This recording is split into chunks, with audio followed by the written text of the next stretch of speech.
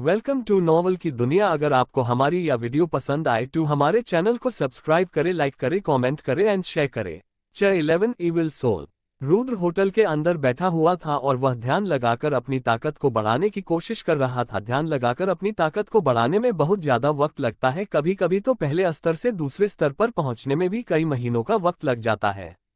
रुद्र के पूरे शरीर पर पट्टियां बंधी हुई थी और वह बहुत ज्यादा कमजोरी भी महसूस कर रहा था। तभी रुद्र से मिलने के लिए अंगद और कनिका आए, जिन्हें देखते ही रुद्र ने उनके ऊपर चिल्लाते हुए कहा, यहाँ से चले जाओ, मैं अभी ध्यान में बैठा हुआ हूँ। रुद्र की बात सुनकर वे दोनों वहां से चले जाते हैं, जहां रुद्र दोबारा से ध्यान में बैठ जाता है। भले ही रुद्र ध्यान में बैठा हुआ था पर वह वातावरण से एनर्जी को नहीं खींच पा रहा था। इस वक्त रुद्र वर्मा परिवार को लेकर बहुत ज्यादा चिंता में था। रुद्र ने अपने आप से कहा, मुझे लगा था मैं बहुत ज्यादा ताकतवर हूं पर मैं उस लड़के को भी नहीं हरा पाया। आज तो मेरी किस्मत अच्छी थी जो मैंने उसे मौका देखकर मार दिया। मुझे कुछ भी करके अपने आप को ताकतवर बनाना होगा। इतना सोचने के बाद रुद्र को अपने आप पर गुस्सा आने लगता है। इस वक्त मैं जिस शरीर में हूं, ये शरीर मेरी मार्शल आर्ट को नहीं संभाल पाएगा। ये शरीर कचरा है। मैं अपनी फिलहाल की ताकत के साथ वर्मा परिवार तो क्या अपनी भी रक्षा नहीं कर पाऊंगा। मैंने वर्मा परिवार को कुमार परिवार और अग्रवाल परिवार से बचाने के चक्कर में दो बड़े परिवार के साथ दुश्मनी मोल ली है। मुझे अपने वर्मा परिवार को डार्क फील्ड और कौशिक परिवार दोनों से बचाना है। मुझे कुछ भी करके अपने आप को ताकतवर बनाना होगा, चाहे उसके लिए मुझे अपनी इवल सोल का ही क्यों ना इस्तेमाल करना पड़े। इतना सोचने के बाद रुद्र अपनी आंख खींचकर बैठ जाता है और अपनी इविल सोल से जुड़ने की कोशिश करता है। रुद्र ने अपनी इविल सोल को कुमार परिवार के यंग मास्टर विवेक के शरीर में छोड़ दिया था ताकि वह कुमार परिवार को ब्लैकमेल कर सके। कुमार परिवार का यंग मास्टर अपने कमरे में बड़े आराम से पड़ा था पर तभी उसके मुंह से खून निकलता है और वह बेहोश हो जाता है। उसके बेहोश होने के कुछ सेकंड बाद उसके शरीर से इविल सोल बाहर निकलती है और आसपास देखने लगती है। रुद्र इविल सोल को अपने इशारों पर नचा सकता था, यानी रुद्र जो सोचेगा वही इविल सोल करेगा और जो इविल सोल देख सकता है रुद्र भी वह नजारा देख सकता है।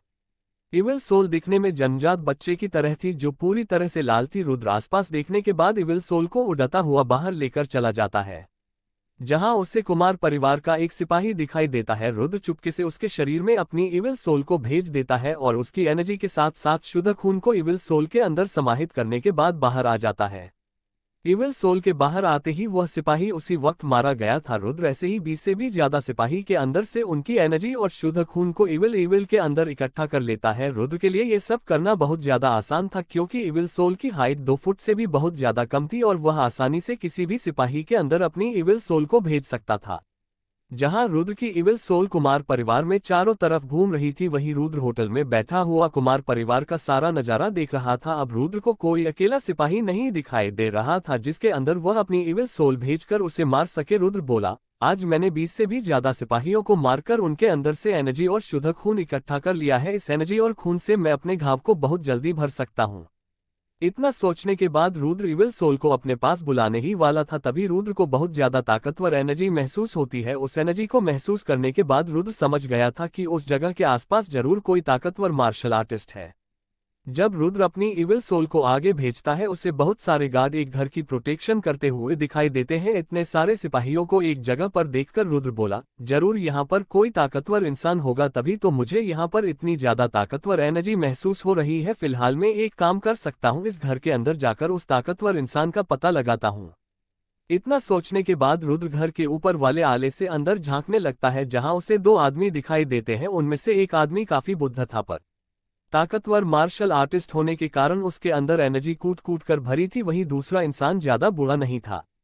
उस घर के अंदर कुमार परिवार का मुखिया जनशेर आता है। जनशेर ने उस कमरे के अंदर आते ही उस बूढ़े आदमी के सामने झुकते हुए कहा, डार्क फील्ड के श्रेष्ठ को मेरा नमस्कार। जनशेर की बात सुनकर रुद्र समझ जाता है कि वह बूढ़ा आदमी और कोई नहीं बल्कि डार्क फील्ड से एक श्रेष्ठ है जो कि कम ताकतवर नहीं होगा। जनशेर ने आगे कहा, क्या आपको कुछ काम था? अगर आप पहले ही बता दे तो मैं सारी तैयारी कर लूंगा। उस श्रेष्ठ का नाम राजेश था। राजेश ने जनशेर से कहा, तुम्हें सब कुछ पता है, मैं यहाँ पर क्या करने के लिए आया हूँ? मेरे स्टूडेंट को कौशिक परिवार वालों ने मार डाला है। पर श्रेष्ठ, आपके स्टूडेंट को तो वर्मा परिवार वालों ने मारा था। तुम्हें क्या लगता है एक छोटा परिवार का लड़का मेरे स्टूडेंट को मार सकता है? उसकी इतनी औकात नहीं है। जरूर कौशिक परिवार ने वर्मा परिवार का सहारा लेकर मेरे स्टूडेंट को मरवाया होगा। हमारे और कौशिक परिवार के बीच में बहुत पहले से जंग चल रही है, पर उनमें से कोई भी आगे बढ़ाकर उस जंग की शुरुआत नहीं करना चाहता। पर उन्हें क्या लगता है वे वर्मा परिवार का सहारा लेकर मेरे स्टूडेंट को मरवा सकते हैं? उन सभी की बात सुनकर रुद्र ने अपने आप से कहा, मुझे लगा ही था सारा इल्जाम कौशिक परिवार के ऊपर जाएगा। भले ही इनके स्टूडेंट को मैंने मारा है और इसमें कौशिक परिवार का कोई हाथ नहीं है, पर इस बात पर कोई विश्वास नहीं करेगा। भला एक छोटे से परिवार का लड़का इतने बड़े राजसी के परिवार के साथ पंगा कैसे ले सकता है? राजेश की बात सुनकर जमशेर ने कहा, मुझे आपकी बात तो समझ में आ गई, पर आप यहाँ पर क्या करने के लिए आए हैं? मुझे तुम्हारी मदद चाहिए। मैं कौशिक परिवार को बाहर निकलवाना चाहता हूं और मुझे कुछ पता भी करना है। इसके लिए तुम्हें वर्मा परिवार के ऊपर हमला करना होगा। मैं भी देखना चाहता हूं क्या कौशिक परिवार वाले वर्मा परिवार को बचाने के लिए बाहर आएंगे। राजेश की बात सुनकर जमशेर बहुत ज्यादा घबरा जाता है, क्योंकि उसे पता था कि रुद्र कितना ज्यादा ताकतवर है। हालांकि यह बात अलग है, रुद्र डार्क फील्ड के श्रेष्ठ का सामना नहीं कर पाएगा। जमशेर ने मन ही मन सोचा, ये बुढ़ा तुम मुझे मरवाने का सारा इंतजाम करके आया है। मैं उस लड़के का सामना बिल्कुल भी नहीं कर पाऊंगा, और अगर वह लड़का और कौशिक परिवार वाले आपस में मिले हुए तो कौशिक परिवार वाले मेरे पूरे परिवार को बर्बाद कर देंगे। कुछ सेकंड सोचने के बाद जमशेर बोला, श्रेष्ठ मुझे माफ कर दीजिए। वर्मा परिवार का सलाहकार बहुत ज्यादा ताकतवर है। उसने मेरे बेटे के शरीर में कुछ कर दिया है, जिस वजह से वह मेरे बेटे की किसी भी वक्त जान निकाल सकता है। इसलिए मैं वर्मा परिवार के ऊपर हमला नहीं कर सकता। जमशेर की बात सुनकर राजेश बोला, मुझे तो लगता है तुम बहाना बना रहे हो। नहीं श्रेष्ठ, में कोई बहाना नहीं बना रहा। इतना कहने के बाद जमशेर ने अग्रवाल परिवार के मुखिया अरविंद की ओर इशारा करते हुए कहा, पर श्रेष्ठ आप अग्रवाल परिवार के मुखिया अरविंद जी को ये काम सौंप सकते हैं। वह मुझसे कहीं गुना ज्यादा ताकतवर है और इस लड़ाई की शुरुआत भी उनकी बेटी नंदिनी से शुरू हुई थी। जमशेर की बात सुनकर अग्रवाल परिवार के मुखिया अरविंद को गुस्सा जाता है। अरविंद ने गुस्से में जमशेर से कहा, तुम खुद तो ये काम नहीं करना चाहते हो और सारा काम मुझ पर सौंप रहे हो। मैं ये काम बिल्कुल भी नहीं करूंगा, तुम्हें ये काम करना पड़ेगा। उन दोनों की बहस शुरू होने ही वाली थी, तभी राजेश ने उन दोनों को शांत करते हुए कहा, चुप हो जाओ तुम दोनों। मुझे नहीं लगता तुम दोनों में से कोई यह काम कर पाएगा। मैं किसी को जानता हूं जो ये काम बड़ी आसानी से कर लेगा। तुम मुझे ये बताओ, क्या तुमने वह तैयार कर लिया? चैप्टर 12 कनिका की चिंता। राजेश की बात सुनकर जमशेर ने एक मार्शल आर्ट की बुक निकालते हुए कहा, ये लीजिए श्रेष्ठ, ये हमारी प्राचीन मार्शल आर्ट है। जमशेर से वह मार्शल आर्ट लेने के बाद राजेश उस मार्शल आर्ट को अपने पास रख लेता है और जमशेर को उस मार्शल आर्ट के बदले एक दूसरी मार्शल आर्ट देते हुए कहता है, तुम इस निचले स्तर की मार्शल आर्ट का अभ्यास करते हो, इसके बदले मैं तुम्हें मध्य स्तर की मार्शल आर्ट दे रहा हूं। ये तुम्हारी निचली स्तर की मार्शल आर्ट से बहुत ज्यादा ताकतवर है। मार्शल आर्ट के 3 स्तर होते हैं, निचली स्तर की मार्शल आर्ट, मध्य स्तर की मार्शल आर्ट और प्रमुख स्तर की मार्शल आर्ट। इन सभी में प्रमुख स्तर की मार्शल आर्ट बहुत ज्यादा रेयर होती है और ये किसी को इतनी आसानी से भी नहीं मिल पाती है। रुद्र जब देखता है कि राजेश निचले स्तर की मार्शल आर्ट के बदले मध्य स्तर की मार्शल आर्ट को दे रहा है तो वह हैरान हो जाता है। रुद्र ने अपने आप से कहा, जरूर इस निचले स्तर की मार्शल आर्ट में कुछ होगा, तभी तो ये इस निचले स्तर की मार्शल आर्ट के बदले मध्य स्तर की मार्शल आर्ट को दे रहा है। राजेश से वह मार्शल आर्ट लेने के बाद जमशेर ने राजेश से एक सवाल पूछा, श्रेष्ठ वैसे आप किसी गुप्त आदमी की बात कर रहे थे जो आपकी वर्मा परिवार के ऊपर हमला करने में मदद करेगा। मैं एक लड़के को जानता हूं जो ये काम कर सकता है और मुझे पूरा भरोसा है वह जरूर इस काम को कर पाएगा, क्योंकि वह हमारी ही डार्क फील्ड का स्टूडेंट है। राजेश की बात सुनकर अरविंद बोला, पर श्रेष्ठ ऐसा करने से तो जंग शुरू हो जाएगी। अगर आप अपनी डार्क फील्ड से किसी स्टूडेंट को कौशिक परिवार पर नजर रखने के लिए भेजे तो इससे आप जंग की शुरुआत कर देंगे। हाँ मुझे ये बात पता है, इसलिए मैंने पहले से ही सारी तैयारी कर ली है। जिस स्टूडेंट की मैं बात कर रहा हूँ वह स्टूडेंट हमारी डार्क फील्ड का जासूस है और इस वक्त वह सोम पर्वत पर है। रुद्र राजेश की बात सुनकर हैरान हो गया था, पर तभी राजेश को पता चल जाता है कि कोई हमारे ऊपर नजर रख रहा है। राजेश जल्दी से उस डायरेक्शन में अपनी एनर्जी का गोला बनाकर हमला करता है जहां रुद्र राजेश के उस हमले से बार बार बचता है। उस हमले से बचने के बाद रुद्र उड़ता हुआ तेजी से बाहर की तरफ जाने लगता है, जहां राजेश के साथ जमशेर और अरविंद भी रुद्र का पीछा कर रहे थे। रुद्र अपने सामने बहुत सारे गार्ड को देखता है, जहां उन गार्ड ने भी रुद्र के इविल सोल को देख लिया था। उन गार्ड ने आज से पहले ऐसा क्रिएचर नहीं देखा था, इसलिए वह बहुत ज्यादा हैरान हो गए थे। इससे पहले वह गार्ड कुछ कर पाते तभी रुद्र का इविल सोल उनमें से एक गार्ड के अंदर घुस जाता है और मौका देखकर उस जगह से निकल जाता है। जब राजेश रुद्र की इविल सोल को नहीं पकड़ पाता, वह दोबारा से घर के अंदर चला जाता है, जहां राजेश के पास अरविंद और जनशेर आते हैं। जनशेर ने पूछा, श्रेष्ठ वह छोटा सा लाल रंग का बच्चा क्या था? मुझे उस क्रिएचर के बारे में सही से पता तो नहीं, पर देखने से ऐसा लग रहा था वह क्रिएचर जरूर किसी शैतानी मार्शल आर्टिस्ट का हो सकता है। इधर रुद्र ने अपने इविल सोल को वापस बुला लिया था और उसे अपने शरीर के अंदर भेज दिया था। रुद्र के चेहरे पर डर था और वह थोड़ा परेशान भी था। रुद्र ने अपने आप से कहा, बार बार बचा, वरना अगर मेरे इविल सोल को कुछ हो जाता तो मैं भी मर जाता। मेरा इविल सोल मेरे दिल की तरह है, अगर मेरे इविल सोल को कुछ हो जाता तो मैं भी मर जाता। आगे से मुझे अपने इविल सोल को ऐसे खतरे में भेजने से पहले 100 बार सोचना पड़ेगा। इतना सोचने के बाद रुद्र आंख बंद कर ध्यान में बैठ जाता है और उसने जितने भी लोगों को मारकर उनकी एनर्जी इकट्ठा की थी, उस एनर्जी को अपने शरीर में समाहित करने लगता है। करीबन 6 घंटे बाद रुद्रा उस एनर्जी को अपने शरीर में पूरी तरह समाहित कर लेता है। 20 से भी ज्यादा लोगों की एनर्जी को अपने शरीर में समाहित करने के बाद अब रुद्र की ताकत पहले से 2 गुना ज्यादा हो गई थी। रुद्र ने अपने आप से कहा, फिलहाल हमें कौशिक परिवार और डार्क फील्ड से तो बिल्कुल भी खतरा नहीं है, पर बहुत जल्दी सोम पर्वत से हमें मारने के लिए कोई आ रहा है। ये सब सोचते हुए रुद्र के चेहरे पर शैतानी हंसी आ जाती है। रुद्र ने अपनी जगह से खड़े होते हुए कहा, डार्क फील्ड का स्टूडेंट सोम पर्वत से मुझे मारने के लिए नहीं बल्कि खुद मरने के लिए आ रहा है। रुद्र अपने कपड़े पहनता है और कमरे से बाहर जाने लगता है। जैसे ही रुद्र दरवाजा खोलता है तभी कनिका नीचे गिर जाती है, क्योंकि कनिका दरवाजे के सहारे बैठकर सो रही थी। गिरने की वजह से कनिका की आंख खुल जाती है। कनिका ने रुद्र को ठीक ठाक देखकर कहा, अच्छा तुम ठीक हो? मुझे तो लगा था तुम्हारे जख्म बहुत ज्यादा गहरे हैं, तुम्हें ठीक होने में वक्त लगेगा। कनिका बहुत ज्यादा थकी हुई लग रही थी और उसकी आंख के नीचे डार्क सर्कल भी थे। रुद्र ने कनिका से पूछा, क्या तुम पूरी रात यहीं पर थी?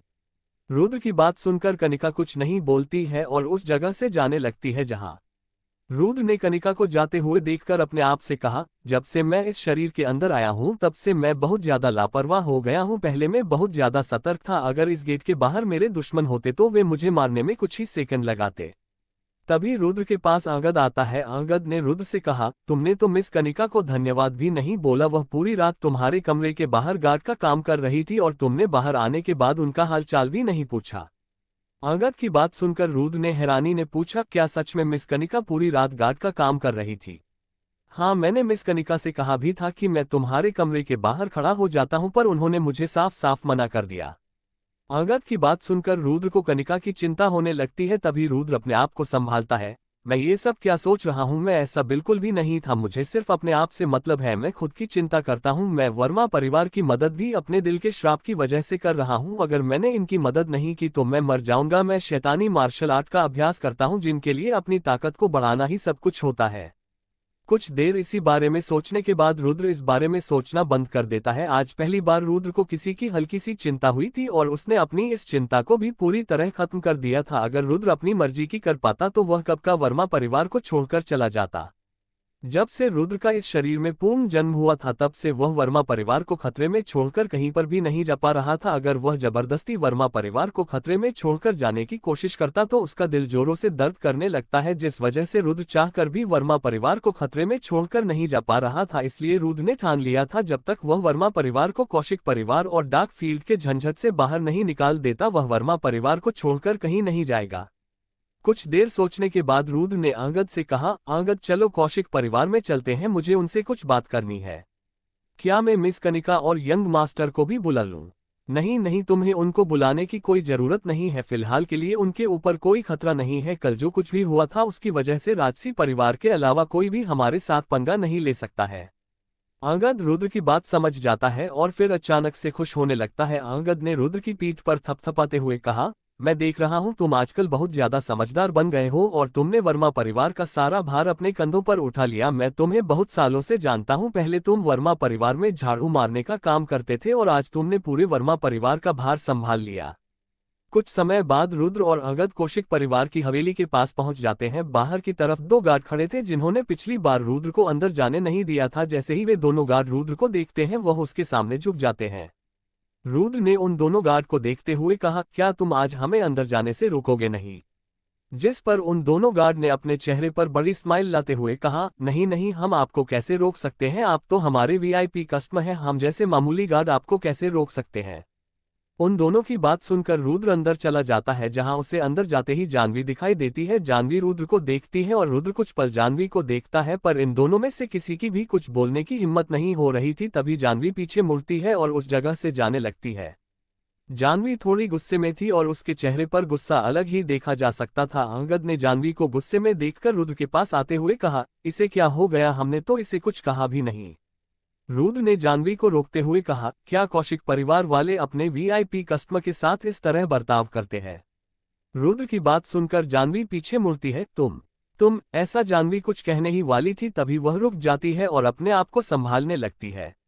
रुद्र ने जानवी को इतने ज्यादा गुस्से में देखकर कहा, अरे तुम तो अपने गुस्से पर बिल्कुल भी नियंत्रण नहीं कर पा रही। एक सौदागर को सबसे पहले अपनी भावना पर नियंत्रित करना होता है, और तुम तो अपनी भावना को बिल्कुल भी नहीं संभाल पा रही हो। अपने भाई को देखो, जब कल मैंने उसके सामने राज को मारा था वह चुपचाप मुझे देख रहा था, क्योंकि उसे पता था अगर वह कुछ बोलेगा तो इससे मामला और ज्यादा बढ़ जाएगा। मेरी नज़र में तुमसे कहीं गुना अच्छा तुम्हारा भाई है। इतना कहने के बाद रुद्र ने बात पलटते हुए आगे कहा, फिलहाल मैं यहाँ पर तुम्हें ज्ञान बांटने के लिए नहीं आया हूँ, मुझे तुम्हारे साथ बिजनेस करना है। चलो बैठकर बात करते हैं। इससे पहले जानवी कुछ कह पाती तभी अंदर से यशवंत बाहर आ जाता है। यशवंत के साथ सार्थक भी था। यशवंत ने रुद्र को देखकर कहा, आखिरकार तुम यहाँ पर आ ही गए, चलो अंदर चलते हैं, मुझे तुमसे बात भी करनी है जो कल तुमने हमारे साथ किया था। रुद्र बोला, क्या आप जानवी और सार्थक को मेरे साथ बिजनेस करने का मौका नहीं देंगे? ये भी मेरे साथ बिजनेस करके कुछ सीखेंगे? नहीं, मैं ऐसी गलती बिल्कुल भी नहीं कर सकता। कल तुम मुझे बेवकूफ बनाकर चले गए थे, ये तो फिर भी बच्चे हैं। मैं जानता हूँ तुम आज फिर यहाँ पर अपनी कोई योजना पूरी करने के लिए आए हो। आज मैं तुम्हारे जाल में बिल्कुल भी नहीं फंसूंगा। अगर तुम अपने आप को ज्यादा समझदार समझते हो तो मैं भी तुमसे कहीं गुना चालाक हूँ। 13 राजेश का स्टूडेंट। जब से रुद्र ने यशवंत को बेवकूफ बनाकर कौशिक परिवार और डार्क फील्ड में जंग शुरू करवाई थी, तभी से यशवंत बहुत ज्यादा सतर्क हो गया था। उसने ठान लिया था कि अब कुछ भी हो जाए वह रुद्र के जाल में नहीं फंसेगा। यशवंत ने भारी आवाज में कहा, चलो बताओ तुम यहाँ पर क्या करने के लिए आए हो? जिस पर रुद्र बोला, मैं तो यहाँ पर आपसे मदद मांगने के लिए आया हूँ। मुझे एक घर चाहिए जहाँ पर मेरा वर्मा परिवार रह सके। पर हम तुम्हारी मदद क्यों करेंगे? कल तुमने जो किया है उस हादसे के बाद तुमने हमसे मदद की उम्मीद क्यों रखी? रुद्र ने अपने चेहरे पर स्माइल लाते हुए कहा, आपको हमारी मदद करनी पड़ेगी क्योंकि इसके पीछे दो वजह है। पहली, आपने अभी तक हमारा कर्ज नहीं दिया है, और दूसरी, आपको हमारे ऊपर नजर भी रखनी है।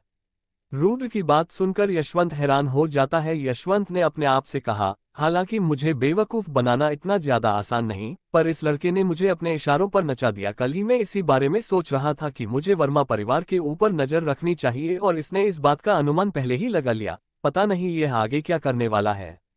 यशवंत बिल्कुल शांत था और वह रुद्र को ही घूर कर देख रहा था। देखने से ऐसा लग रहा था जैसे कि यशवंत रुद्र का दिमाग पढ़ना चाहता हो। तभी रुद्र बोला, मुझे आपको एक खबर देनी है जो आपके लिए बहुत मददगार हो सकती है। मैं जानता हूँ राजसी परिवार में से आपका परिवार बहुत ज्यादा बड़ा है और आपके पास जासूस की भी कमी नहीं है, पर मेरे पास जो खबर है वह खबर आपको कहीं से भी नहीं मिल सकती। रुद्र की बात सुनकर जानवी बोली, ऐसी कौन सी खबर है जिसके बारे में हमें भी नहीं पता चला? रुद्र बोला, क्या तुम जानती हो बहुत जल्द तुम्हारे ऊपर डार्कफील्ड वाले हमला करने वाले हैं? रुद्र की बात सुनकर वे तीनों हैरान हो जाते हैं, पर अगले ही पल वे अपने आप को संभाल लेते हैं। उन सभी को लग रहा था कि इस बार भी रुद्र उन सभी को अपने जाल में फंसाना चाहता है। जानवी ने रुद्र की बात पर विश्वास न करते हुए कहा, तुम्हें क्या लगता है इस बार भी हम तुम्हारे जाल में आ जाएंगे? ऐसा कभी नहीं होगा। जानवी वैसे तो शांत मिजाज की लड़की थी, पर जब से उसकी जिंदगी में रुद्र आया था तभी से वह बात बात पर गुस्सा करने लगी थी, और गुस्सा भी क्यों ना हो, रुद्र ने उनका इस्तेमाल करके दो परिवार के बीच में जंग शुरू कर दी थी।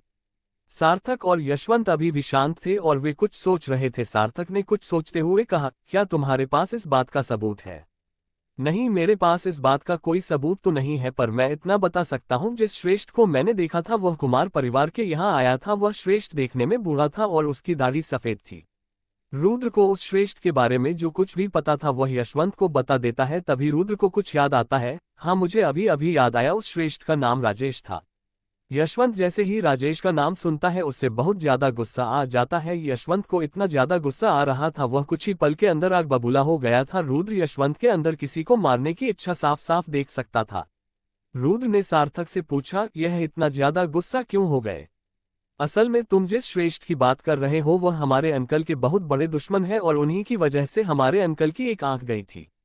सार्थक की बात सुनकर रुद्र को समझने में ज्यादा वक्त नहीं लगता कि उसने अभी अभी जिस श्रेष्ठ के बारे में यशवंत को बताया है वह उनके बहुत बड़े दुश्मन है। रुद्र ने अपने आप से कहा, मुझे अब समझ में आया ये हर वक्त अपने एक आंख पर पट्टी क्यों बांध कर रखते हैं। मुझे लगा था ये किसी मार्शल आर्ट की प्रैक्टिस कर रहे हैं, पर यहाँ पर तो इनकी पूरी आंख ही गायब है।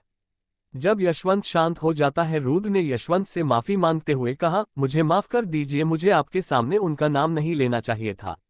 यशवंत ने कहा, कोई बात नहीं, अगर देखा जाए तुमने अच्छा ही किया जबकि तुमने उस आदमी का हुलिया और नाम बताया है। मैं तुम्हारे ऊपर विश्वास कर सकता हूँ। हमारी हवेली से 200 मीटर की दूरी पर एक घर है, तुम अपने परिवार के साथ उस जगह पर रह सकते हो, वो हमारा ही घर है। यशवंत की बात सुनकर रुद्र के चेहरे पर मुस्कुराहट आ जाती है, जहां यशवंत ने रुद्र की शैतानी हंसी को देखते हुए अपने आप से कहा, पता नहीं, जब भी मैं इस लड़के को हंसते हुए देखता हूं मुझे अंदर से बहुत बुरा महसूस होता है। भले ही इस लड़के की उम्र 18 या 19 साल के आसपास है, पर इसका दिमाग किसी अनुभवी आदमी से कम नहीं है। रुद्र यशवंत का धन्यवाद करने के बाद उस जगह से जाने लगता है, जहां रुद्र ने जाते जाते यशवंत से कहा, मैं आपको एक और बात बता देना चाहता हूं, इस वक्त वह आदमी आपको कुमार परिवार में नहीं बल्कि अग्रवाल परिवार में मिलेगा। जब रुद्र उस जगह से चला जाता है, यशवंत ने सार्थक से कहा, हमारे कौशिक परिवार की जितनी भी ब्रांच है उन सभी से मदद मांगो, हमें ताकतवर श्रेष्ठ की जरूरत है, बहुत जल्द इस जगह पर लड़ाई शुरू होने वाली है।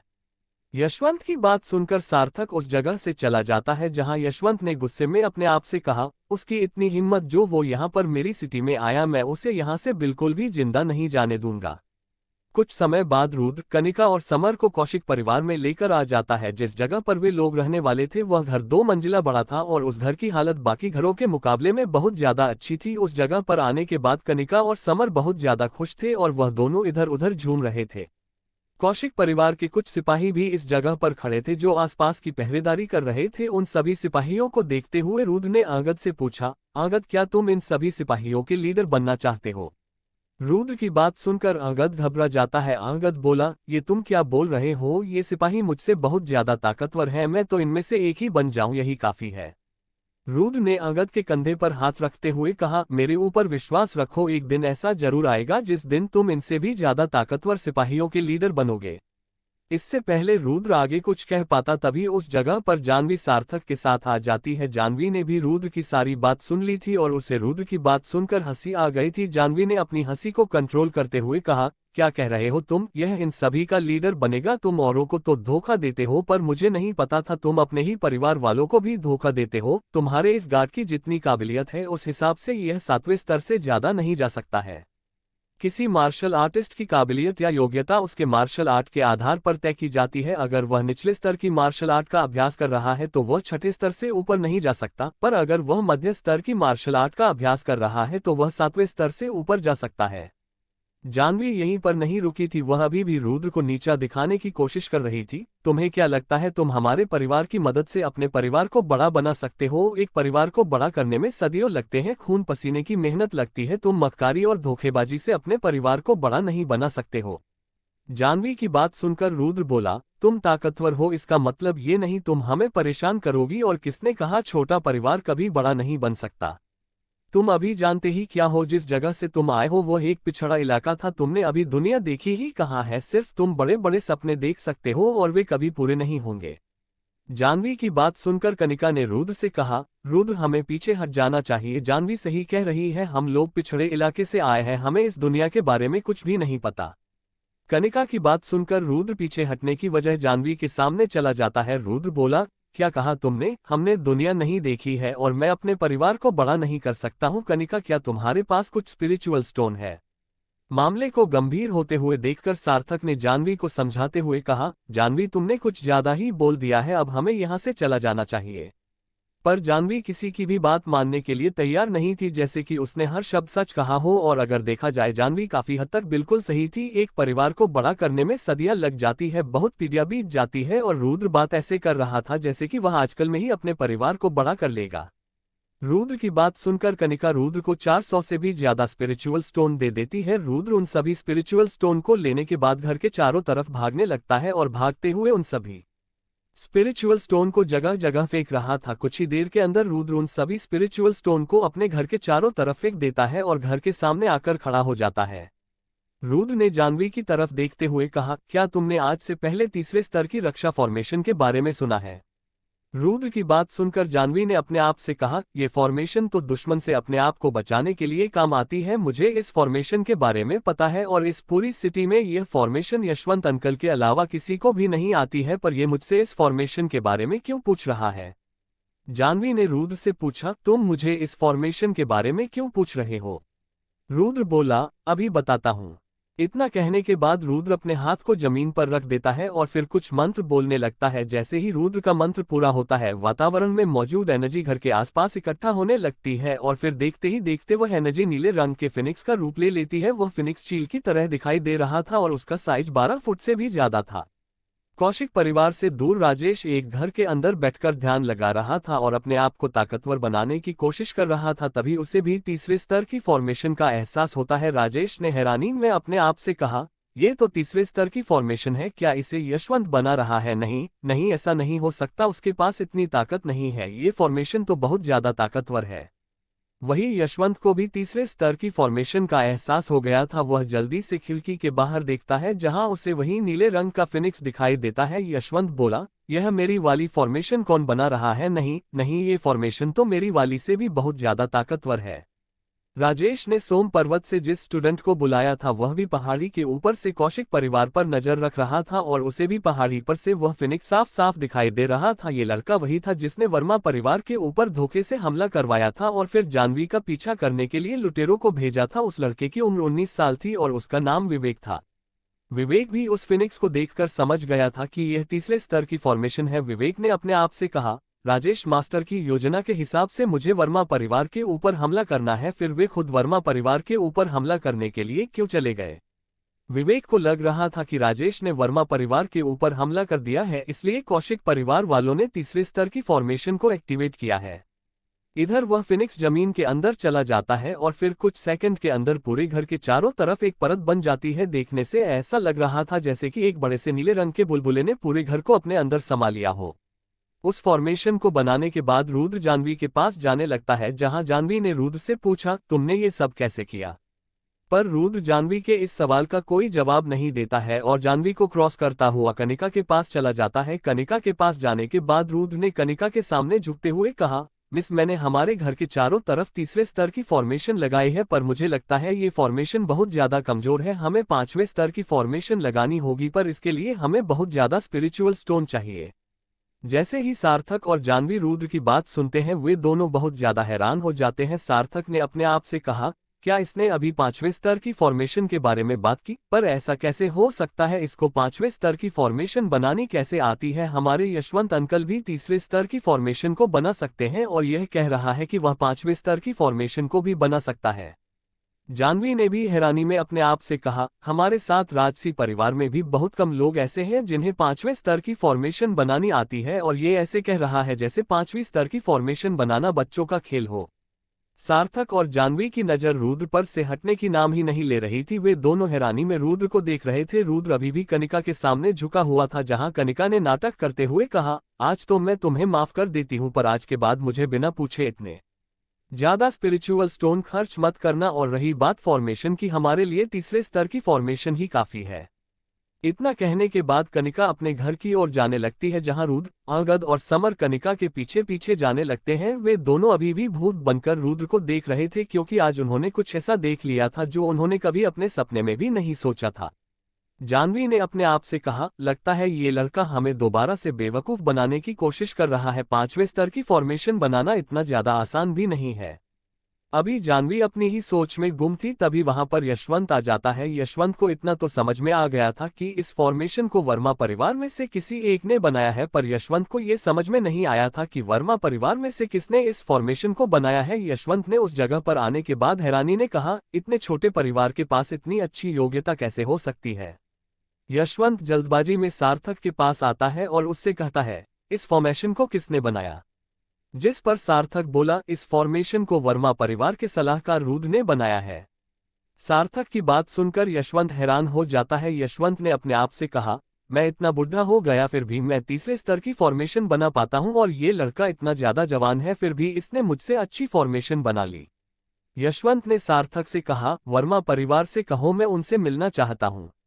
इतना कहने के बाद यशवंत उस जगह से चला जाता है जहाँ कुछ समय बाद रुद्र यशवंत से मिलने के लिए आ जाता है। रुद्र को देखकर यशवंत बोला, रुद्र भाई क्या तुम आ गए? यशवंत की बात सुनकर रुद्र यशवंत के सामने वाली चेयर पर बैठ जाता है। उस जगह पर सार्थक और जानवी भी मौजूद थे। सार्थक ने अपने आप से कहा, लगता है यशवंत अंकल रुद्र को मार्शल आर्टिस्ट मानने लगे हैं, तभी तो वह रुद्र को भाई कहकर पुकार रहे हैं। रुद्र बोला, बड़े भाई को मेरा नमस्कार। क्या आप मुझे बता सकते हैं कि आपने मुझे क्यों बुलाया? ये बात तो तुम भी जानते हो, तुम्हारे अंदर योग्यता दूसरे लोगों के मुकाबले में काफी ज्यादा है और तुम 5वें स्तर की फॉर्मेशन भी बना सकते हो। फिर तुम क्यों एक छोटे से परिवार के सलाहकार बने बैठे हो? अगर तुम हमारे परिवार में आने के लिए मान जाते हो तो हम तुम्हें एक अच्छा पद देंगे। रुद्र यशवंत की बात शांति से सुन रहा था, पर उसके चेहरे पर हल्की मुस्कुराहट थी। कोई भी उसे देखकर नहीं बता सकता था कि उसके मन में क्या चल रहा है। यशवंत की पूरी बात सुनने के बाद रुद्र बोला, अच्छा तो आपने हमें यहाँ पर इसलिए बुलाया है ताकि मैं आपके परिवार में आ जाऊं और फिर आपके परिवार के लिए काम करूं? हाँ बिल्कुल, मैं यही चाहता हूं कि तुम हमारे परिवार के लिए काम करो। हम तुम्हें कोई आम पद नहीं देंगे, बल्कि हमारे परिवार में आने के बाद तुम हमारे परिवार के श्रेष्ठ भी बन सकते हो। यहाँ तक कि हमारे परिवार के मुखिया भी तुम्हारे साथ अच्छे से बर्ताव करेंगे। जैसे ही सार्थक और जानवी यशवंत की बात सुनते हैं, वे दोनों बहुत ज्यादा हैरान हो जाते हैं। जानवी ने चिल्लाते हुए यशवंत से कहा, अंकल आप ऐसा कैसे कर सकते हैं? श्रेष्ठ का पद हमारे परिवार में बहुत ज्यादा बड़ा है। एक तो ये बाहर से है और ऊपर से इसके पास इतनी ताकत भी नहीं जो ये हमारे परिवार का श्रेष्ठ बन सके, और आप इसकी उम्र तो देखो, ये तो हमसे भी कम उम्र का है। जानवी की बात सुनकर यशवंत अपने हाथ को खड़ा करते हुए जानवी को चुप करा देता है और खुद रुद्र से कहता है, छोटे भाई तुमने क्या सोचा? क्या तुम हमारे परिवार में आने के लिए तैयार हो?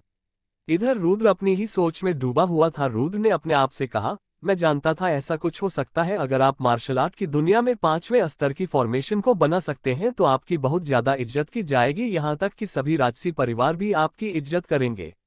कुछ देर सोचने के बाद रुद्र ने कहा, ठीक है मैं आपकी बात मानने के लिए तैयार हूं, पर आपको मेरी एक बात माननी पड़ेगी। यशवंत बोला, ठीक है मुझे बताओ तुम क्या चाहते हो? ये लड़की जो आपके साइड में खड़ी है, मैं चाहता हूँ ये मेरे लिए एक कप चाय लेकर आए और फिर पानी से मेरे पैर धोए। रुद्र की बात सुनकर जानवी बौखला जाती है। जानवी ने गुस्से में कहा, तुम्हारी इतनी ज्यादा हिम्मत, तुमने ऐसा सोच भी कैसे लिया? मैं तुम्हारे पैर धोने के लिए मान जाऊंगी? मैं ऐसा कभी नहीं करूंगी। यशवंत ने जानवी को चुप कराते हुए कहा, चुप हो जाओ, ये ऐसा कभी नहीं करने वाला, ये तुम्हारे साथ मजाक कर रहा है। रुद्र ने कहा, बड़े भाई आप तो बहुत ज्यादा समझदार हो, मैं ऐसा नहीं करने वाला। मेरे पास वर्मा परिवार है और अब उनके पास एक घर भी है, मैं चाहता हूँ वे खुशी खुशी अपनी जिंदगी जिए। यशवंत रुद्र की बात समझ जाता है। यशवंत बोला, ठीक है मैं तुम्हारी बात समझ गया, तुम यही चाहते हो ना कि हम वर्मा परिवार की रक्षा करें? जब तक वे लोग लोट सिटी में हैं उन्हें कोई हाथ भी नहीं लगा सकता। मैं उनकी रक्षा का दायित्व लेने के लिए तैयार हो। इतना कहने के बाद यशवंत खड़ा हो जाता है। यशवंत ने खड़े होने के बाद कहा, इसका मतलब अब तुम हमारे परिवार में श्रेष्ठ बनने के लिए तैयार हो। सार्थक तुम हमारे प्रमुख परिवार में संदेश भिजवा दो, कल मैं और छोटे भाई मुखिया से मिलने के लिए आ रहे हैं। असल में इस वक्त यशवंत जिस जगह पर रहता है वह उनके प्रमुख परिवार की एक ब्रांच है और यशवंत इस ब्रांच का मुखिया है। पूरे कौशिक परिवार का मुखिया किसी और जगह पर रहता है। रुद्र को भी ये बात काफी हद तक समझ में आ गई थी, वरना 7 राजसी परिवार में से एक परिवार इतना छोटा थोड़ी हो सकता है। यशवंत उस जगह से जाने ही वाला था, तभी रुद्र ने यशवंत को रोकते हुए कहा, मैंने तुमसे कब कहा कि मैं तुम्हारे परिवार में आने के लिए तैयार हूँ? रुद्र की बात सुनकर यशवंत बहुत ज्यादा हैरान हो जाता है। यशवंत ने रुद्र पर चिल्लाते हुए कहा, ये तुम क्या कह रहे हो? क्या तुमने मुझे दोबारा से बेवकूफ बनाया? जिस पर रुद्र बोला, नहीं नहीं ऐसी बात नहीं है, भला मैं आपको बेवकूफ कैसे बना सकता हूँ? रुद्र की बात सुनकर जानवी ने अपने आप से कहा, बोल तो ऐसे रहा है जैसे इसने आज से पहले किसी का बेवकूफ नहीं बनाया। रुद्र ने आगे कहा, अगर 2 घंटे पहले आप मेरे पास आते तो मैं आपके परिवार का श्रेष्ठ बनने के लिए तैयार हो जाता, पर अब बात कुछ और है। ऐसा क्या हो गया 2 घंटे पहले जो तुम हमारे परिवार के श्रेष्ठ बनने के लिए तैयार नहीं हो? रुद्र बोला, जानवी को इस बारे में सब कुछ पता है, आप इससे ही पूछ लेना। इतना कहने के बाद रुद्र खड़ा हो जाता है और जानवी की आंख में देखते हुए कहता है, सिर्फ 12 साल? मुझे 12 साल चाहिए। मैं इन 12 साल के अंदर अपने वर्मा परिवार को इतना ज्यादा ताकतवर बना दूंगा जिसके आगे कोई भी परिवार नहीं टिक पाएगा। इतना कहने के बाद रुद्र मुड़ता है और उस जगह से चला जाता है। जैसे ही रुद्र उस जगह से चला जाता है, यशवंत ने जाह्नवी से पूछा, ऐसा तुमने इसके साथ क्या किया जो ये यहाँ से गुस्से में चला गया। यशवंत को ये तो समझ में आ गया था कि रुद्र किसी बात के लिए गुस्सा है, इसलिए उसने जाह्नवी से इस बारे में पूछा था, जहां जाह्नवी ने भी यशवंत को सारी बात बता देती है कि कैसे उसने रुद्र की बेइज्जती की थी और उसके परिवार को नीचा दिखाया था। जाह्नवी की सारी बात सुनने के बाद यशवंत ने जाह्नवी को समझाते हुए कहा, बेटा मैंने तुमको कितनी बार समझाया है, हमें किसी को नीचा नहीं दिखना चाहिए। अगर कोई छोटा है तो वह कल को बड़ा भी बन सकता है। वो तो ठीक है अंकल, मुझे आपकी बात समझ में आ गई, पर उसने जो बाद में जाते हुए कहा था, क्या वह सच में 12 साल के अंदर अपने परिवार को हमारे परिवार से बड़ा कर लेगा? च 14 रहस्यमयी लड़की। जाह्नवी के इस सवाल पर यशवंत ने कुछ देर सोचते हुए कहा, ऐसा कर पाना उसके लिए नामुमकिन है। एक परिवार को बड़ा करने में सदियों की मेहनत लगती है, वह कुछ सालों के अंदर अपने परिवार को बड़ा नहीं कर सकता है। उसके परिवार में उससे मिलाकर 5 सदस्य हैं। अगर उसे अपने परिवार को बड़ा करना है तो उसे ताकतवर मार्शल आर्टिस्ट की जरूरत पड़ेगी, और कोई भी ताकतवर मार्शल आर्टिस्ट उनके छोटे से परिवार में नहीं आना चाहेगा। यशवंत की बात सुनकर सार्थक बोला, पर अंकल वह 5वें स्तर की फॉर्मेशन को बना सकता है, और देखो उसकी उम्र भी कितनी ज्यादा कम है। अगर उसे वक्त मिलेगा तो वह अपने परिवार को जरूर बड़ा कर सकता है। सार्थक की बात सुनकर यशवंत ने सार्थक की कमर थपथपाते हुए कहा, वाह बेटे, तुम तो आजकल बहुत ज्यादा समझदार हो गए हो। तुमने बिल्कुल सही कहा, वह अपने परिवार को बड़ा कर सकता है, पर राजसी परिवार जितना नहीं। तुम खुद सोचो, हमारे परिवार और उसके परिवार में कितना बड़ा अंतर है। हमारे कौशिक परिवार की एक ब्रांच ही उनके पूरे परिवार के बराबर है। पूरा कौशिक परिवार तो उनसे कोसों दूर है।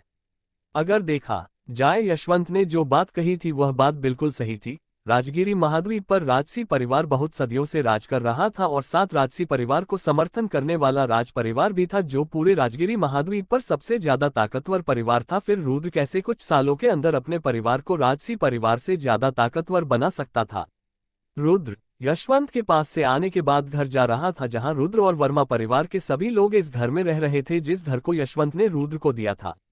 अभी भी रुद्र के दिमाग में यशवंत की बातें घूम रही थी, क्योंकि यशवंत ने रुद्र को जो प्रस्ताव दिया था वह बहुत बड़ा था। किसी भी राजसी परिवार में से एक परिवार का श्रेष्ठ बनना कोई छोटी बात नहीं थी। अगर रुद्र राजसी परिवार का श्रेष्ठ बन जाता तो उसका पद बहुत ज्यादा बढ़ जाता। फिर राजसी परिवार के अलावा कोई भी ऐसा परिवार नहीं होता जो रुद्र के साथ पंगा लेने के बारे में सोचता। रुद्र ने चलते हुए अपने आप से कहा, अगर मैं कौशिक परिवार का श्रेष्ठ बनने के लिए तैयार हो जाता तो फिर कौशिक परिवार वर्मा परिवार की रक्षा करते। पर तभी रुद्र को जाह्नवी की बात याद आती है कि कैसे जाह्नवी रुद्र को नीचा दिखा रही थी। रुद्र ने अपने आप से कहा, उसकी इतनी ज्यादा हिम्मत कैसे हुई? मैं पूरी दुनिया का ताकतवर सम्राट था, यहाँ तक कि 7 सम्राट भी मुझसे डरते थे। उसे क्या लगता है मैं वर्मा परिवार को ताकतवर नहीं बन सकता? अब मेरी जिंदगी के फिर 2 ही लक्ष्य है, वर्मा परिवार को ताकतवर बनाकर अपने दिल के श्राप को खत्म करना, और दूसरा अपने आप को ताकतवर बनाना। मेरे पास बहुत सारी शैतानी मार्शल आर्ट है, अगर मैंने उन्हें अच्छी तरह सीख लिया फिर कोई भी ऐसा नहीं होगा जो मेरे सामने टिक पाएगा। रुद्र को अपने आप पर बहुत ज्यादा विश्वास था। उसे पूरा यकीन था वह आने वाले समय में वर्मा परिवार को सबसे ज्यादा ताकतवर बना देगा। अगर एक बार रुद्र ने वर्मा परिवार को ताकतवर बना दिया तो फिर उसे वर्मा परिवार की कोई चिंता नहीं होगी। वर्मा परिवार को ताकतवर बनाने के बाद रुद्र कहीं भी घूम सकता है। दिल के श्राप की वजह से रुद्र वर्मा परिवार को मुसीबत में छोड़कर कहीं पर भी नहीं जा सकता है। अगर रुद्र को अपने दिल के श्राप को तोड़ना है तो उसके लिए उसे वर्मा परिवार को इतना ज्यादा ताकतवर बनाना होगा जिसके सामने कोई भी नहीं टिक पाए। कुछ समय बाद रुद्र घर पहुंच जाता है, जहां गेट खोलते ही रुद्र को कनिका, अंगद और समर दिखाई देते हैं। कनिका ने रुद्र की चिंता करते हुए पूछा, रुद्र क्या हुआ, तुमको मास्टर यशवंत ने क्यों बुलाया था? कनिका की बात सुनकर रुद्र ने सीधे कहा, मुझे मास्टर यशवंत ने प्रस्ताव दिया था उनके परिवार का श्रेष्ठ बनने के लिए। रुद्र की बात सुनकर कनिका और अंगद दोनों बहुत ज्यादा मायूस हो जाते हैं। कनिका ने अपने आंसू रोकते हुए कहा, बधाई हो, आज से तुम कौशिक परिवार के एक श्रेष्ठ हो। कनिका की इससे ज्यादा कुछ बोलने की हिम्मत नहीं हो रही थी। अगर वह कुछ और बोलती तो उसकी आंख से आंसू निकल जाते, पर तभी रुद्र बोला, किसने कहा मैं कौशिक परिवार का एक श्रेष्ठ बन गया? मैंने उनके इस प्रस्ताव को ठुकरा दिया। इतना कहने के बाद रुद्र अपने कमरे के अंदर जाने लगता है, जहां कनिका ने रुद्र पर चिल्लाते हुए कहा, पर तुमने ऐसा क्यों किया? तुम जानते भी हो तुमने कितनी बड़ी गलती कर दी। कौशिक परिवार के अंदर तुम्हारा भविष्य बहुत ज्यादा उज्जवल होता, उस जगह पर तुम ऊंची उड़ान भर सकते थे। इससे पहले कनिका आगे कुछ कह पाती, तभी रुद्र ने कनिका को रोकते हुए कहा, बस चुप हो जाओ, मुझे इससे आगे और कुछ नहीं सुनना। यह मेरा फैसला है, मुझे क्या करना है और मैंने सोच लिया है। मैं वर्मा परिवार का सलाहकार बनकर ही रहूंगा। इतना कहने के बाद रुद्र अपने कमरे का गेट खोलकर अंदर चला जाता है। रुद्र ने अंदर जाने से पहले कहा, और हाँ, मैं कोशिश करूंगा आने वाले इन 12 साल के अंदर मैं अपने वर्मा परिवार को सबसे ज्यादा ताकतवर बना दूं। अपने कमरे में आने के बाद रुद्र ध्यान में बैठ जाता है और अपनी ताकत को बढ़ाने लगता है। अपनी ताकत को बढ़ाते बढ़ाते कब रात हो जाती है खुद रुद्र को भी नहीं पता चलता। रुद्र ने अपनी आंख खोली और अपने आप से कहा, मैं इतनी देर से ध्यान में बैठा हुआ हूं और अभी तक मैं अगले स्तर पर नहीं पहुंचा। अगर मैं इसी तरह अभ्यास करता रहा तो इस तरह मुझे अपनी ताकत बढ़ाने में सदियां लग जाएगी। कुछ देर सोचने के बाद रुद्र अपने इविल सोल को बाहर निकाल लेता है। रुद्र का इविल सोल उसके सामने था जो हवा में उड़ रहा था। आज भी रुद्र का इविल सोल पहले की तरह जन्मजात बच्चे की तरह दिखाई दे रहा था। रुद्र अपने इविल सोल को बाहर भेज देता है और खुद अपनी आंखें बंद करके अपने इविल सोल को कुमार परिवार की ओर भेज देता है। जैसे ही रुद्र अपने इविल सोल को कौशिक परिवार से बाहर भेजता है उसे एक आदमी दिखाई देता है जिसका पूरा शरीर काले कपड़े से कवर था। हालांकि रुद्र अपने कमरे के अंदर बैठा हुआ था पर वह वो सब देख सकता था जो उसका इविल सोल देख रहा था। रुद्र अपने इविल सोल को एक पेड़ के पीछे छुपा लेता है और उस आदमी को देखने लगता है जो इस वक्त एक घर के ऊपर पड़ा हुआ किसी पर नजर रख रहा था। कुछ देर तक इधर उधर देखने के बाद वह आदमी उस जगह से चला गया था जहां रुद्र भी अपने इविल सोल द्वारा उस आदमी का पीछा करने लगा था। वह आदमी कौशिक परिवार से थोड़ी दूरी पर एक घर के सामने आकर रुकता है और फिर उस घर के अंदर चला जाता है।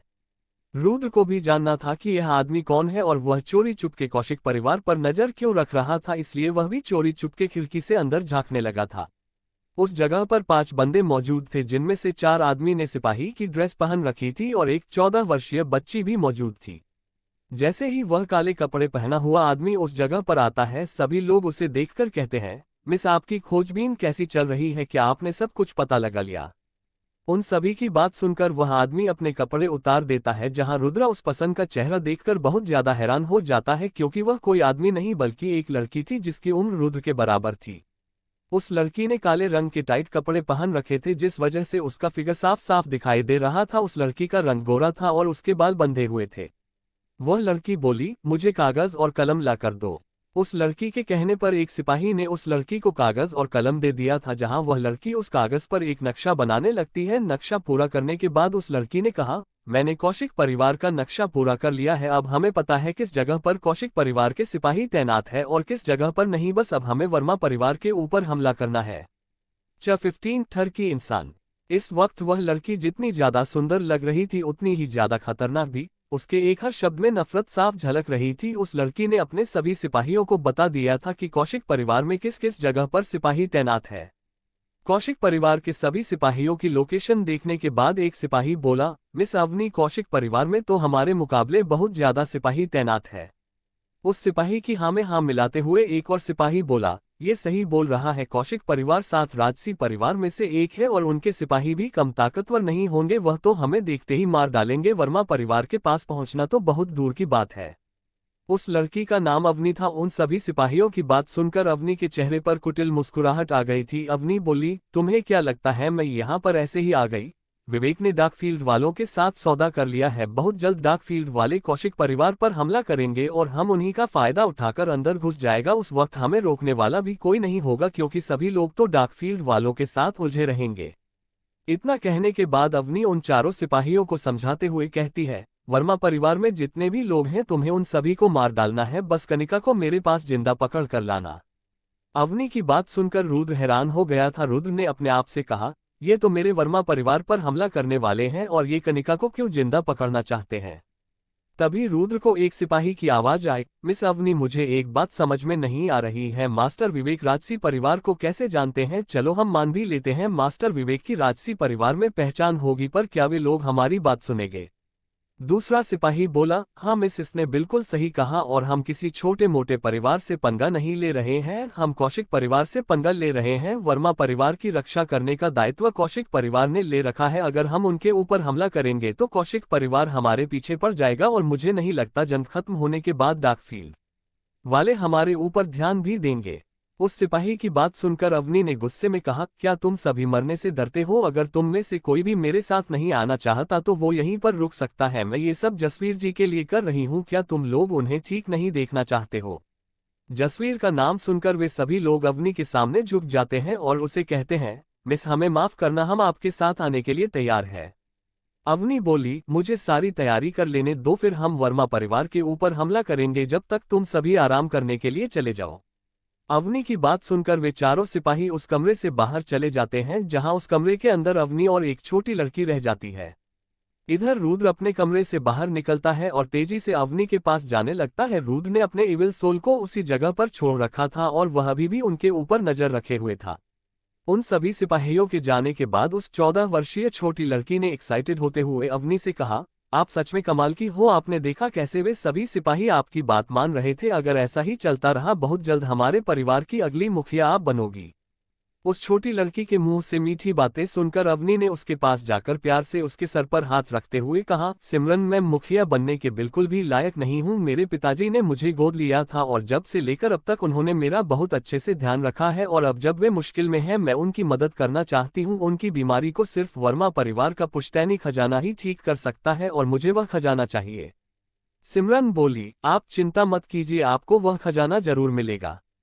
अभी वे दोनों बात ही कर रहे थे, तभी उन दोनों को खिड़की खुलने की आवाज आई। जब वे दोनों उस तरफ देखते हैं, उन्हें अपने सामने रुद्र दिखाई देता है। रुद्र के चेहरे पर हल्की मुस्कुराहट थी और वह धीरे धीरे उन दोनों के पास आ रहा था। रुद्र बोला, तेरे अंदर बहुत ज्यादा हिम्मत है जो तू कौशिक परिवार से पंगा लेने के बारे में सोच रही है।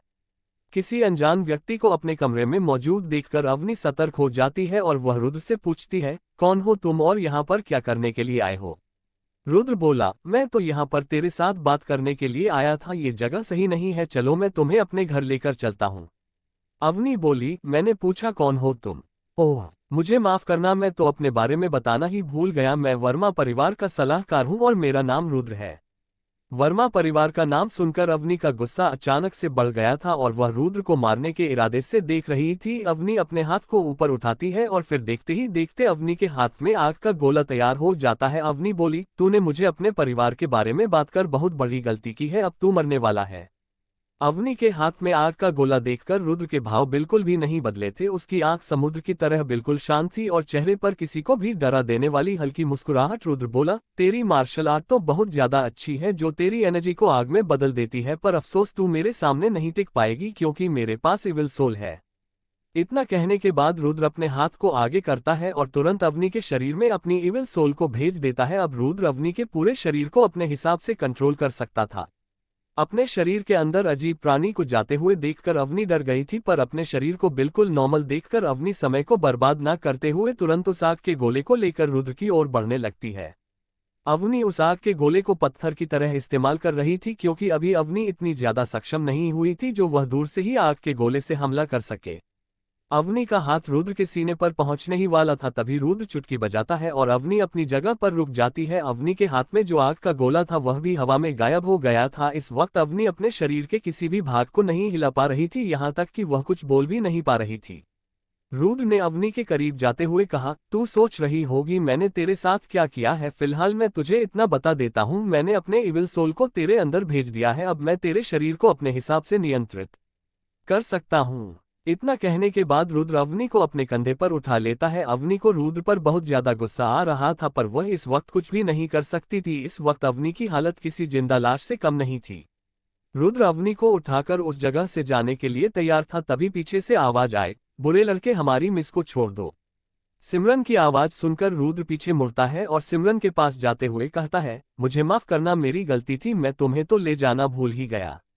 इतना कहने के बाद रुद्र सिमरन को भी उठा लेता है और उन दोनों को उठाकर खिड़की से कूद जाता है। रुद्र भागता हुआ तेजी से उन दोनों को वर्मा परिवार की ओर लेकर जाने लगता है और कुछ ही देर के अंदर रुद्र वर्मा परिवार के बाहर आ जाता है।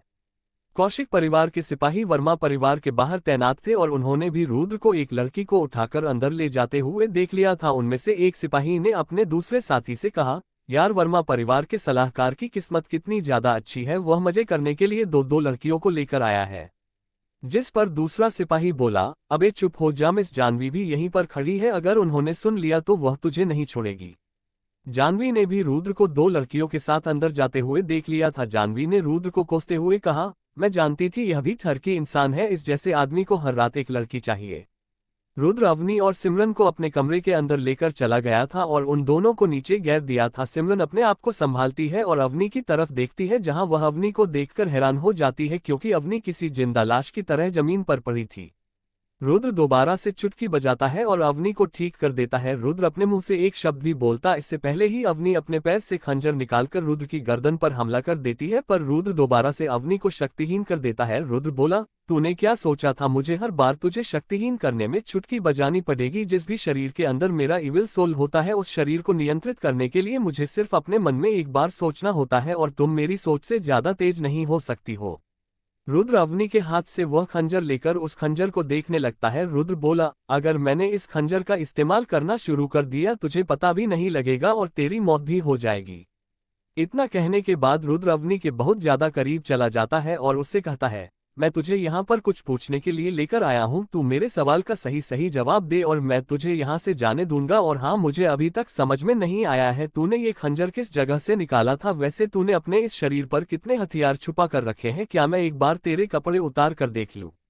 रुद्र अपने हाथ का इशारा करता है और अवनी को बोलने की अनुमति दे देता है। जहां जैसे ही अवनी को एहसास होता है कि वह बोल सकती है, अवनी ने तुरंत कहा, तेरी इतनी ज्यादा हिम्मत, अगर तूने इस बारे में सोचा भी तो मैं तुझे बिल्कुल भी नहीं छोड़ूंगी। रुद्र ने अवनी की बात को काटते हुए कहा, तू कौन हो और यहाँ पर क्या करने के लिए आए हैं? रुद्र की बात सुनकर अवनी बिल्कुल चुप हो जाती है और अपने मुंह को दूसरी तरफ कर लेती है।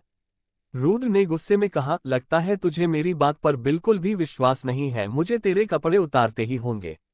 इतना कहने के बाद रुद्र अपने हाथ को अवनी की ओर बढ़ाने लगता है।